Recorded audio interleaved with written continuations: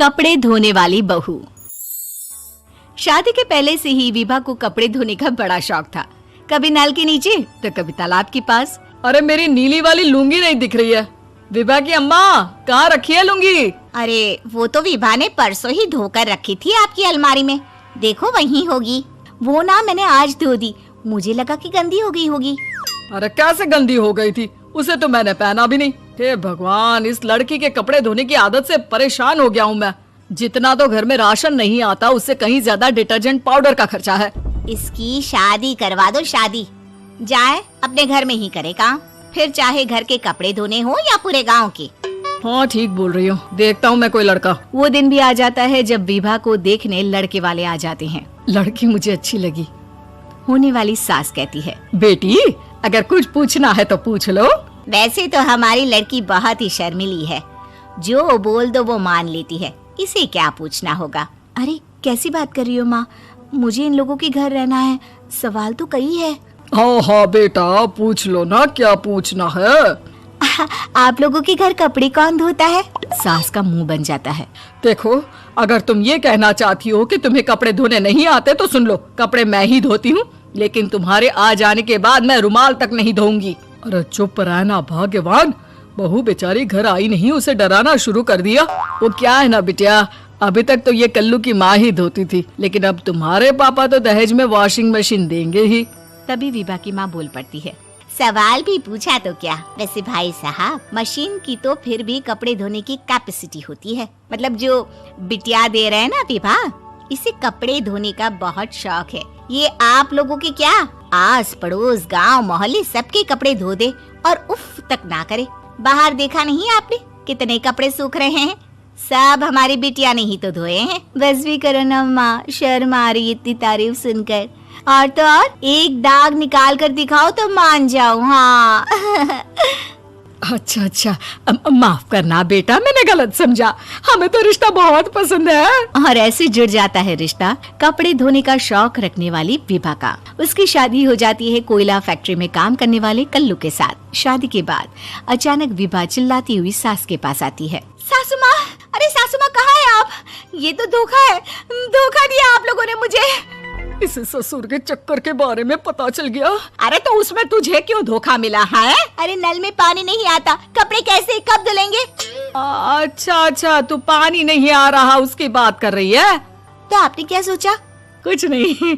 अच्छा, तेरी माँ ने कहा था कि कपड़े धोने का शौक है, तुझे याद आया मुझे। शौक बोलकर कपड़े धोने वाले मेरे जुनून को कम ना आके सासू माँ, कपड़ा धोना मेरा गुरूर है। तभी पति भी वहाँ आ जाता है। अभी मैंने इसे सनी देओल की फिल्म दिखाई है, उसी के डायलॉग मार रही है माँ। अच्छा सुन, साफ साफ बता रही हूँ, पानी सुबह 4 से 6 और शाम को 10 से 12 आता है, समझी? विभा टाइमिंग सुनकर हैरान हो जाती है। ये क्या भूतों का मोहल्ला है? सुबह 4 बजे उठकर कौन कपड़े धोता है? 4 बजे टंकी में पानी जाता है, फिर सारा दिन धोना ना, किसने मना किया? अरे कैसी बात कर रही हैं? 200 लीटर की टंकी में कितने कपड़े धो लूंगी मैं, सुबह ही उठ जाऊंगी मैं। अब क्या था, विभा सुबह 4 से लेकर रात के 12 बजे तक कपड़े ही धोती रहती।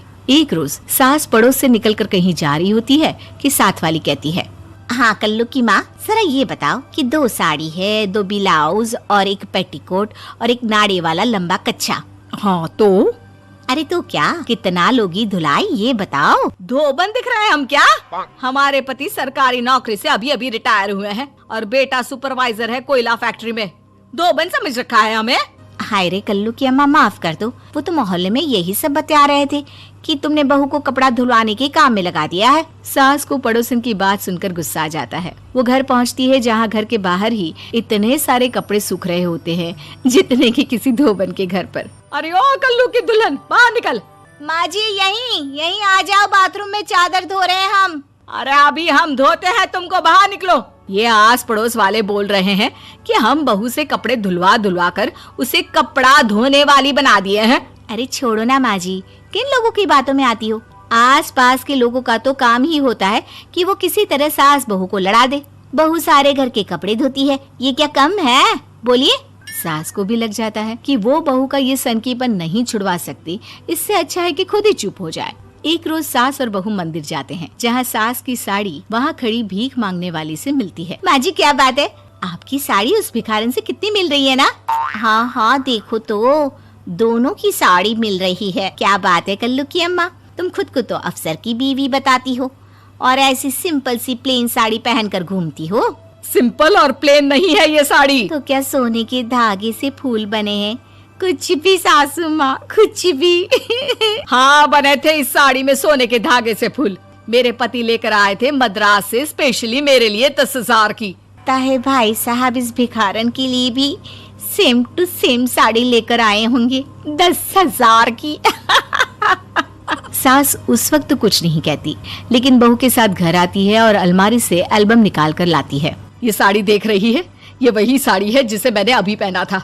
इस साड़ी में ये जो चमकदार फूल दिख रहे हैं ना, ये सोने के धागों से काटे गए हैं।